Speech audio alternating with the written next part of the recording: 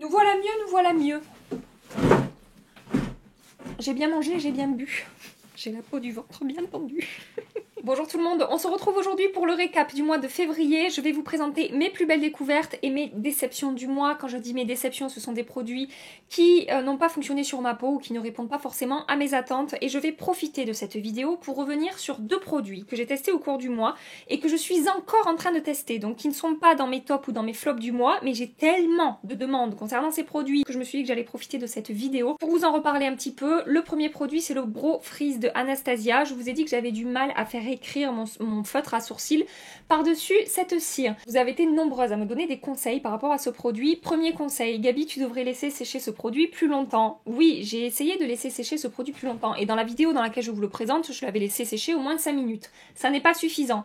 Ça commence à écrire au bout de 10 minutes à peu près, donc je trouve pas ça super pratique. Et le deuxième conseil que vous m'avez donné, c'est de poudrer très légèrement ce produit 5 minutes après l'avoir appliqué. Effectivement, ça fonctionne aussi, mais je vous avoue que selon les jours, ça va me laisser un petit peu de résidu blanc dans les sourcils. Bon, ça dépend aussi de la poudre que j'utilise, de la quantité que je mets, si je suis bien réveillée ou pas. Mais je ne maîtrise pas encore vraiment ce produit, je ne l'ai pas encore vraiment dompté. Donc, je continue les tests, mais je voulais vous partager ces deux conseils qu'on m'a donnés parce que je sais que vous êtes nombreuses à avoir le même souci que moi. J'ai vu vos commentaires sous ma vidéo YouTube et sur Instagram. Donc voilà, je voulais partager ça avec vous. Le deuxième produit sur lequel je voulais revenir, c'est le fond de teint infaillible 24 heures Fresh Wear Powder de L'Oréal. Je vous accroche la vidéo ici dans laquelle je vous l'ai présenté si vous voulez aller jeter un œil. J'ai eu du mal à l'appliquer, c'est un fond de teint avec lequel j'ai beaucoup brillé dans cette vidéo et j'ai testé l'application au pinceau et vraiment ça n'a rien à voir, mais quand je vous dis rien à voir, c'est le jour et la nuit. L'application au pinceau avec l'application à l'éponge. Je préfère 1000 fois plus l'application au pinceau. C'est le fond de teint que je porte encore aujourd'hui. Je l'ai appliqué avec le pinceau Love the Foundation de It Cosmetics. Et concernant les brillances au cours de la journée, vu que je l'ai appliqué au pinceau et que ça se passe super bien au pinceau, j'ai pu en dessous appliquer soit ma base Origins, soit ma base l'essentiel de Guerlain qui contrôle très bien mon sébum. Et ça s'est forcément beaucoup mieux passé. Alors, j'ai pas encore pour l'instant assez testé pour vous dire favori ou pas favori, mais en tout cas ça va quand même bien mieux que ce que j'ai pu observer le premier jour de test avec ce produit. Mais alors l'éponge, enfin après j'ai vu des vidéos où des nanas l'appliquent à l'éponge, ça s'est super bien passé, mais moi à l'éponge vraiment sur ma peau, ça n'a pas fonctionné. Voilà pour mon retour sur ces deux produits. Maintenant je passe à mes tops et à mes flops. Je vais commencer par deux produits de chez Pat McGrath qui sont sortis récemment, c'est la dernière collection Divine Rose. Je voulais revenir sur cet enlumineur là, j'ai eu beaucoup de questions sur ce produit, c'est le Divine Rose Skin Fetish Ultra Glow Highlighter. Je vous l'ai présenté dans mes stories make-up du mardi soir sur Instagram. Si vous ne me suivez pas sur Instagram, c'est la loge de Gabrielle. Vous pouvez nous y rejoindre, vous êtes les bienvenus. Concernant cet enlumineur, je vous ai préparé un swatch. Il a vraiment une texture très fine. C'est pas la même texture que le premier enlumineur. Le premier enlumineur qui est sorti il y a quelques mois est beaucoup plus crémeux. Il a une texture entre la crème et la poudre. Là, c'est vraiment une texture poudre, mais c'est super fin. Ça ne laisse absolument pas d'épaisseur sur la peau. La teinte est également complètement différente, c'est-à-dire que là, on est clairement sur un enlumineur rose gold, mais on a vraiment des reflets dorés, comme vous pouvez le voir. Le premier enlumineur a une teinte beaucoup plus froide et beaucoup plus rose. Donc, ça n'est pas pareil. Après, à vous de voir selon vos préférences, vos envies, mais en tout cas en termes de rendu sur la peau, c'est fin, ça vous apporte un effet un petit peu peau mouillée, en bonne santé. On peut le moduler, avoir quelque chose de très léger ou intensifié si on prend le temps de moduler un petit peu. C'est une jolie texture avec une belle lumière, ça se fond bien à la peau, c'est vraiment super joli. Et le deuxième produit de chez Pat McGrath que j'ai découvert dans cette collection et que j'adore et qui est tout crade parce que je n'ai pas arrêté de l'utiliser et de le trifouiller avec mes doigts sales plein de make-up, c'est le nouveau quad qui est sorti très récemment. Il s'agit du Divine Rose Luxe Quad Eternal Eden. C'est pareil, je vous l'ai présenté en story make-up sur Instagram. Je vous ai montré les fards en action. On a deux mats, un lumineux satiné irisé et un lumineux métallisé qui est absolument magnifique. N'achetez pas ce quad que pour ce lumineux, il faut que les autres teintes vous plaisent également. Mais si les autres teintes vous plaisent également, c'est un produit vraiment que je vous recommande à 10 000 %, quoi. Regardez ce fard métallisé. Il est absolument sublime. C'est du beurre sous le doigt. C'est fin sur la peau. Ça s'étire à l'infini. C'est... Oh là là, je vous refais un swatch en direct. Voilà. Voilà. En fait, je pense que ça suffit. J'aime beaucoup ce mat froid, un petit peu, je sais pas, à la fois un petit peu mauve, aubergine, taupe. C'est un petit peu particulier. J'avais pas de mat comme ça dans ma collection et pourtant, j'en ai des palettes. Très très bonne qualité ce quad avec des fards Pat McGrath que vraiment j'adore. Je reste dans la catégorie des palettes d'ombre à paupières. On n'est pas sur le même budget que le quad que je viens de vous présenter. Ce sont des paquettes Paulette. Les paquettes Paulette, tiens donc, on innove tous les jours. Ce sont les Pocket palettes de Sephora Collection qui coûtent aux alentours de 10 €. On a 6 fards à paupières dans chacune de ces palettes. Il y en a 4 qui sont sorties. Celle à ton froid. J'ai pas été transcendée par la qualité, j'ai vraiment été bluffée par ces trois-là. Je vous ai fait toute une vidéo sur ces palettes, je vous l'accroche ici si vous voulez aller voir les swatchs, comment est-ce que les fards se comportent, ça sera un petit peu plus parlant que ce que je vais juste vous dire ici. Première chose qui m'a beaucoup plu avec ces palettes, la pigmentation. Ce sont, chez Sephora Collection, les palettes les plus pigmentées que j'ai pu tester. J'en ai pas testé 10 000, mais j'en ai quand même testé une bonne dizaine. Là, clairement, ça se démarque. Les fards sont faciles à travailler, ont une très bonne tenue. Les lumineux, ils sont pas extrêmement métallisés, mais ce sont de beaux lumineux avec de belles textures, bien fondantes sur la paupière. Enfin vraiment, j'ai été très agréablement surprise par ces palettes. J'ai eu quasiment que des retours positifs. Je vous montre rapidement à quoi elles ressemblent si jamais vous n'avez pas vu passer. Ce sont des palettes en carton au niveau du packaging et on tire ici sur, en fait comme un tiroir, ça s'ouvre et on a les 6 ombres à paupières. On a des mats, des lumineux dans chaque palette et vraiment super contente de la qualité de ces palettes. Voilà, donc ça, regardez, enfin je veux dire, ça se passe vraiment très bien. Et les mats, je vais vous faire un mat, je ne vais pas tout vous faire, hein. Allez voir ma vidéo. Voilà, les mats également, ça se passe très bien. Dernier produit dans cette catégorie d'ombre à paupières, je voulais vous reparler des Twin Flames de Danessa Myricks. Je n'ai pas découvert ces produits en février, ça fait... je crois 1 mois et demi ou 2 mois peut-être que j'ai découvert ces produits. Je n'arrête pas de les porter. Ce mois-ci, j'ai porté la teinte Obsession et la teinte Crazy for You. Ce sont des ombres duochrome, triochrome même selon les teintes que vous allez choisir. C'est facile à travailler et le rendu est absolument magnifique. Alors là, vous ne verrez qu'une seule teinte à la caméra comme d'habitude, mais c'est doré, c'est vert et c'est même peut-être un petit peu bleuté selon l'angle avec lequel je vais regarder ce produit. Et j'ai également beaucoup porté la teinte Crazy for You que j'aime porter juste avec un trait de liner, c'est tout. J'applique ça sur toute ma paupière mobile avec un petit creux de paupière léger avec une teinte assez neutre. Et voilà, ça tapoté sur toute ma paupière en remontant un petit peu dans mon creux, un trait de liner et du mascara bien noir. Oh, c'est super joli, c'est un petit peu plus scintillant que la teinte Obsession.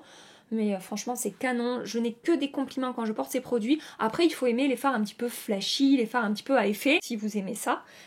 Voilà, je me répète, je sais, mais je vous les recommande à 2000%. Je passe à la catégorie fond de teint, j'ai 3 produits à vous présenter. Mon plus gros coup de cœur du mois de février, c'est définitivement le Stay Naked Hydromaniac de Urban Decay. Je mélange la teinte 30 et la teinte 40, ça c'est un petit peu le point négatif de cette gamme de fond de teint. Je n'ai pas ma teinte, il n'y a rien entre le 30 et le 40. Le 30 est trop clair, le 40 est trop foncé, on est ravis. C'est un fond de teint hydratant. Très longue tenue, avec un très joli rendu sur la peau. On a une couvrance légère à moyenne, on peut moduler un petit peu. Ça apporte vraiment bonne mine, ça camoufle les rougeurs, les premières imperfections. Si j'ai des gros boutons, après il faudra que je fasse de la correction ciblée, mais quand même, on peut moduler un petit peu. Et il est naturel sur la peau, il ne fait pas d'effet de matière au cours de la journée, il ne se sépare pas de ma peau. Il faudra peut-être que je fasse une retouche sébum dans la journée parce qu'on est sur un fond de teint hydratant et que j'ai la peau mixte. Il reste vraiment très beau sur la peau, du matin jusqu'au soir, très confortable, très agréable à porter. C'est un excellent fond de teint. Deuxième fond de teint dont je voulais vous parler, c'est le fond de teint Complexion Pro de She Glam. Je vous ai également fait une vidéo dans laquelle je vous présente ce fond de teint. J'ai été premièrement bluffée par le packaging de ce fond de teint qui coûte 7 ou 8 €, il me semble. C'est un packaging en verre. On a un capuchon en plastique assez classique, un flacon pompe, un petit détail doré ici. Je trouve le packaging hyper classe pour le prix de ce fond de teint. Maintenant, concernant la qualité de ce produit, c'est un fond de teint avec une couvrance moyenne à forte et malgré ça, un rendu assez naturel. Alors sur ce genre de couvrance, c'est rare d'avoir un rendu complètement naturel, en mode je n'ai pas appliqué de maquillage, on est d'accord, mais Ça reste joli sur la peau, ça ne fait pas d'effet de matière au cours de la journée, ça ne fait pas cakey et ça ne bouge pas vraiment. Ce fond de teint a une excellente tenue. Par contre, avec ce fond de teint, il va falloir que j'applique, selon les zones sur ma peau, des bases plus ou moins hydratantes. C'est-à-dire sur mon front, il me faut quelque chose de vraiment matifiant et qui va contrôler l'excès de sébum. Mais si j'ai des petites zones de sécheresse autour de ma bouche comme ces derniers temps, il faudra que j'applique quelque chose d'un petit peu plus hydratant qui va permettre au fond de teint de bien se fondre. Et vous avez été nombreuses à me donner ce conseil-là par rapport à ce fond de teint. J'ai eu quelques commentaires, vous me disiez, moi j'ai la peau un petit peu déshydratée avec quelques plaques de sécheresse et j'applique ce fond de teint mélangé à quelques gouttes de sérum ou d'huile ou de crème hydratante ou de base hydratante selon ce que vous avez sous la main et ça fonctionne apparemment super bien. Je n'ai pas encore testé, mais ça peut être une option si jamais vous avez ce fond de teint. Et un autre fond de teint que j'ai découvert en janvier et que j'ai beaucoup continué à porter ce mois-ci, le Super Stay Activewear 30 heures de Maybelline, qui est un excellent fond de teint. Ça se rapproche peut-être un petit peu, je suis en train de me dire. Pour les départager, je dirais que le She Glam est quand même un petit peu plus courant que le Maybelline, mais du coup, le Maybelline, je trouve qu'il se voit quand même un peu moins sur ma peau, ça me paraît assez logique, mais en tout cas, voilà, on se rapproche un petit peu au niveau des promesses. Très longue tenue, pareil, il faudra quand même que j'applique des bases pas trop matifiantes sous ce fond de teint, sinon ça peut avoir du mal à se fondre selon les zones.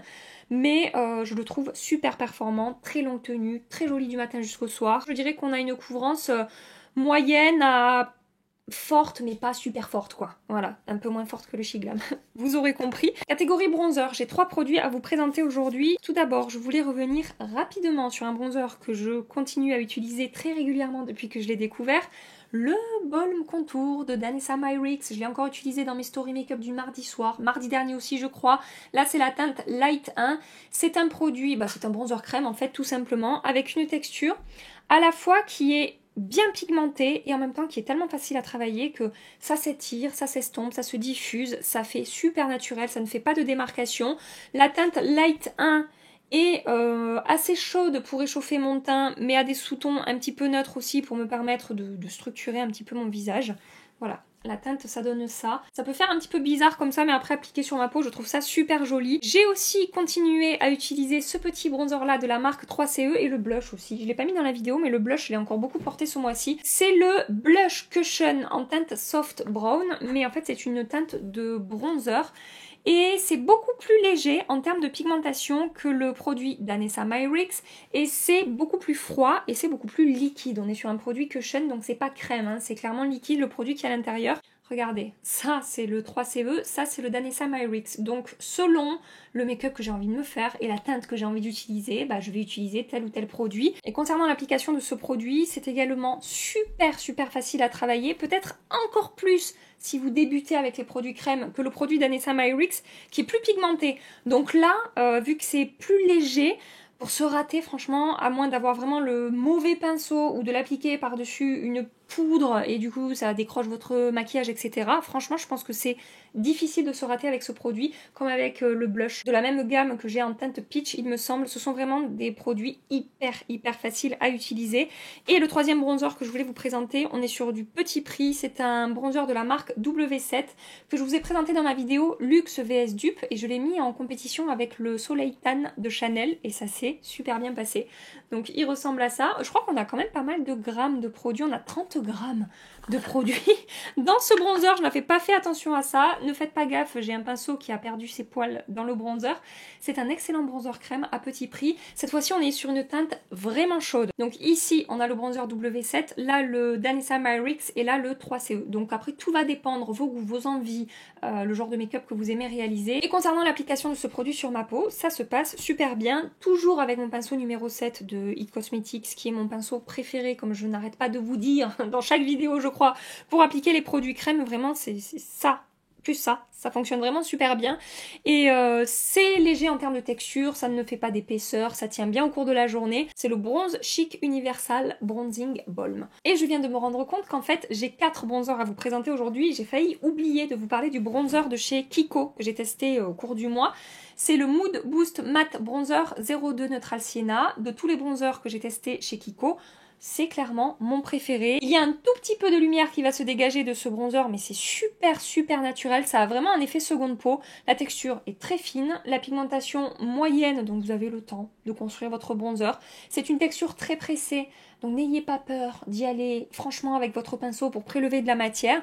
Et très très belle découverte de chez Kiko. Et dans cette collection Mood Boost, j'ai également découvert cet enlumineur là. Alors attendez, parce que le packaging est pourri, c'est pareil, je l'ai pas mal utilisé ce mois-ci. Ce produit, c'est l'enlumineur Mood Boost Pearls of Light Highlighter que j'ai en teinte 01 Rose Allure.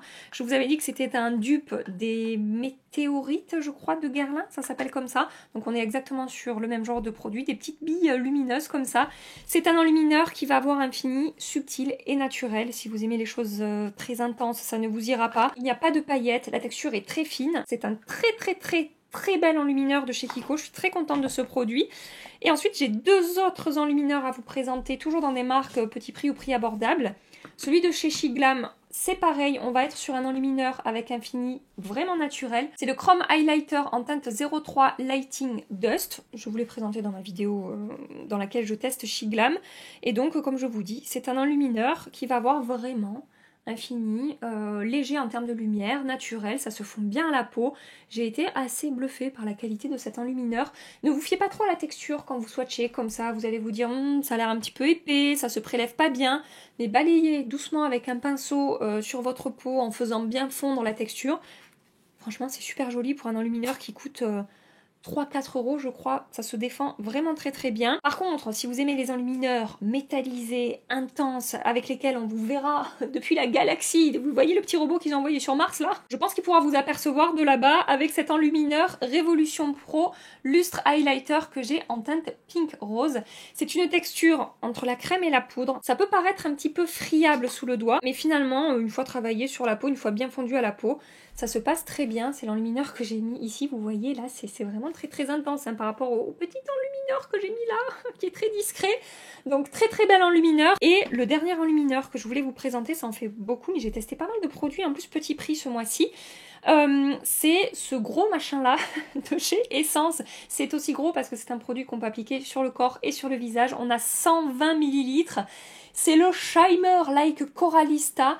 Donc c'est un enlumineur liquide qui est super joli sur la peau. On peut avoir un rendu très naturel. Il n'y a pas de paillettes, ça se fond très bien la peau et ça n'a rien à envier à des enlumineurs liquides ou crème qui peuvent coûter 30 ou 40 euros. C'est super réussi ce produit de chez Essence et non seulement c'est pas cher et en plus si vous investissez dans ce produit là, vous en avez pour la vie probablement. On a un gros parfum. Ah, il faut aimer le parfum, les produits parfumés là si vous achetez ce produit. Franchement, c'est un des meilleurs produits que j'ai de la marque Essence dans ma collection. Je voulais vous reparler aussi de l'anti-cerne de chez By Terry, le Hyaluronic Hydra Concealer que j'utilise en teinte 200. Je vous ai fait une vidéo dans laquelle je vous présente cet anti-cerne et je vous disais que j'aime beaucoup l'utiliser les jours où je vais faire des make-up légers, naturels, lumineux.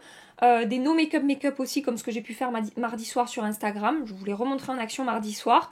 Il a une couvrance naturelle, il a un rendu naturel. C'est un produit qui a une texture vraiment très fine et hydratante, donc ça ne dessèche pas mon contour de l'œil, ça ne fait pas sec, craquelé ou quoi que ce soit. Il a tendance également à lisser un petit peu les ridules que j'ai sur le contour de mon œil ici. Je n'ai pas besoin de le poudrer, il tient super bien du matin jusqu'au soir et il garde un bel aspect sur le dessous de mon œil du matin jusqu'au soir. Donc pour ce type de make-up là, comme je vous dis, léger, naturel, j'aime beaucoup ce produit, je le trouve très joli sur le contour de l'œil.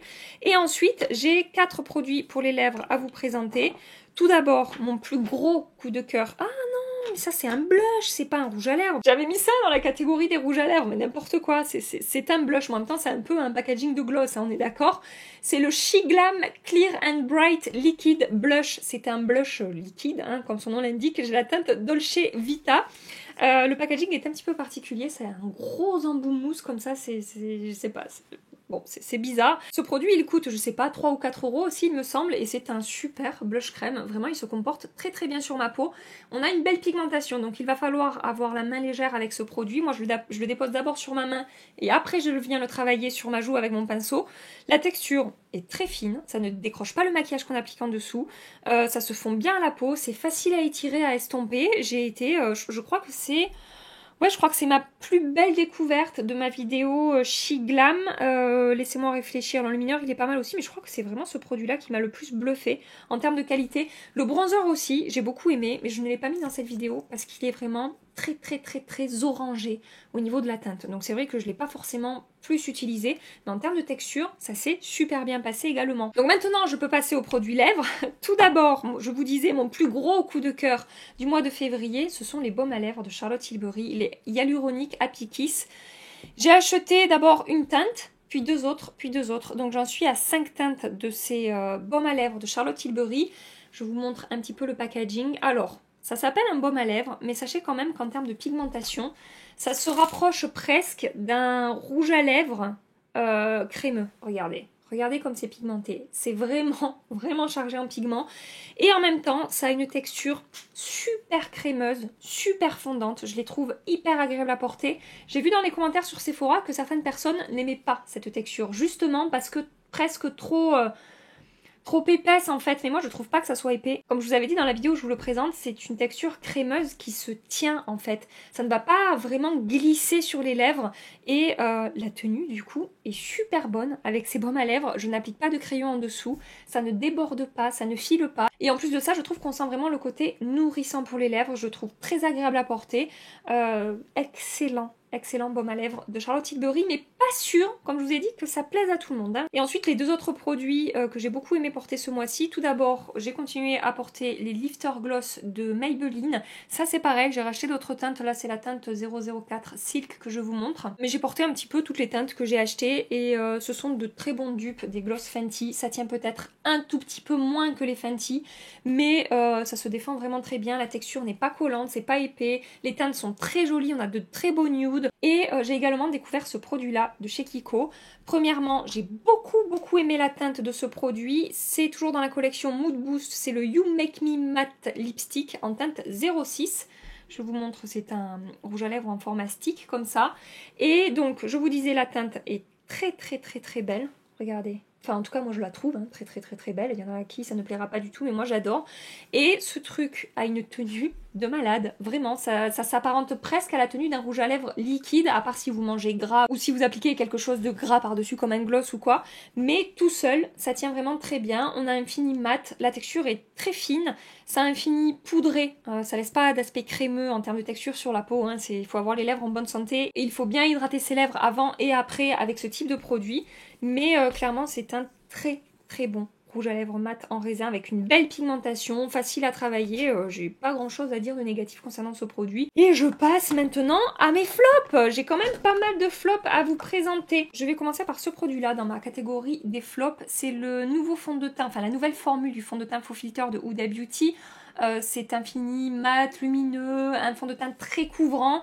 Et du coup, c'est un fond de teint que je ne vais pas forcément porter parce que je trouve qu'au fil des heures sur ma peau, il fait épais, il se voit. Il est vraiment très couvrant. Comme je vous ai dit dans la vidéo de présentation, c'est un fond de teint que je peux recommander à la limite si vous cherchez à avoir un teint parfait pendant 2-3 heures. Mais après, sur toute une journée, j'aurais pas forcément tendance à vous le recommander. Alors, il y a des personnes qui m'ont dit, si, moi je le porte toute la journée, mais je le mélange avec de l'huile ou avec, une fois de plus, une crème hydratante ou un truc comme ça. Donc, bon, voilà, ça améliore, du coup, j'imagine, le rendu de ce fond de teint. Mais seul sur ma peau, je l'ai trouvé épais, pas forcément cakey, mais ça se voit sur la peau. Donc c'est pas un fond de teint de toute façon que je vais porter. Ensuite je voulais vous parler de l'anti-cerne de The Ordinary, c'est le concealer Eye Coverage que je teste maintenant depuis 2-3 semaines. J'ai voulu l'aimer cet anti-cerne, j'ai vu beaucoup de revues positives sur ce produit et sur moi. C'est pas génial. Alors, il a une belle couvrance. Au moment de l'application, je trouve que ça se fond bien, la texture est jolie et ça me fait un joli dessous d'œil. Mais au fil des heures, il a tendance quand même à bien marquer mes rides et mes ridules que j'ai sous les yeux et à se voir un petit peu en termes de texture sur les yeux. C'est pas l'anti-cerne qui va le mieux évoluer sur le contour de mon œil. Ensuite, catégorie ombre à paupières, je voulais revenir sur ces ombres à paupières liquides de chez Kiko, toujours de la collection Mood Boost. Ce sont les Glitter Liquid Eyeshadow. Il s'est pas passé grand chose sur ma paupière quand j'ai appliqué ce produit. Pour moi, ça manque un peu d'opacité. Et ça manque aussi un petit peu de scintillant à mon goût. Parce que quand on regarde dans le packaging comme ça, on dirait que c'est super pailleté, super scintillant. Et finalement, je trouve que sur les yeux, c'est très, voire trop discret. Alors après, on est d'accord, c'est une question de goût, hein. Il y a des personnes qui vont aimer ce genre de rendu-là, mais je m'attendais à quelque chose d'un petit peu plus scintillant, avec un effet un petit peu plus, peut-être mouillé sur la paupière. Et ensuite, j'ai également cette ombre à paupières liquide-là de chez Shiglam que j'ai eu dans un trio. Le lien sera dans la barre d'infos. Je l'ai testé dans la vidéo crash test et pas facile à appliquer, des grosses paillettes, j'ai eu beaucoup de mal à avoir un rendu uniforme et j'ai pas trop aimé mon make-up avec cette ombre à paupières pailletée. Il y en a d'autres vraiment que je préfère, donc c'est pas forcément une recommandation non plus. Toujours chez Shiglam, le rouge à lèvres que j'ai testé aussi en vidéo. Je trouve que ce rouge à lèvres va manquer d'opacité, va manquer de pigmentation.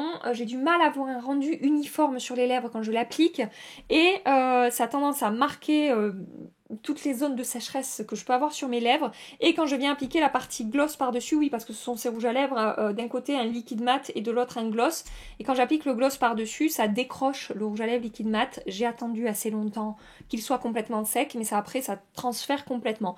Voilà, donc pour moi c'est pas forcément une réussite. Dans le même genre de produits, ceux de chez NYX. Les Shine Loud que j'ai testé je pense 5 ou 6 fois. Alors la première fois, j'ai testé en vidéo avec vous, vous avez beaucoup rigolé, c'était dans la vidéo justement que je vous parle des petites palettes Sephora Collection, si vous voulez aller jeter un œil. Ça tient, mais du feu de Dieu. Si vous recherchez un produit qui tient super bien, vous pouvez regarder ces produits-là de chez NYX. Le côté gloss par-dessus transfère un petit peu, mais par contre la teinte rouge à lèvres liquide, vraiment ça ne bouge absolument pas. Et mon souci avec ce rouge à lèvres, c'est que ça va marquer en fait tous les défauts de mes lèvres. Cathy, de la chaîne Cathy des Make-up Artistes, m'a conseillé de l'appliquer au doigt, de lisser un petit peu au doigt, et que c'était un petit peu mieux comme ça, parce qu'elle a le même problème que moi.